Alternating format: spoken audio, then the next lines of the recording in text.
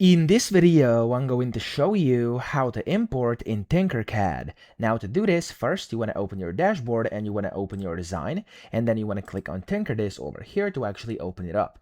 Now in here, you want to go to the top right where it says import, and when you hover over, it says import 3D files. Click on it, and then from here you can either import from a URL, you could go and drag and drop your files, or you can click on choose a file and find one on your computer. Now the supported formats are STL, OBJ, and SVG, so I'm just gonna go and put an OBJ file over here, which I created for this tutorial. There we go.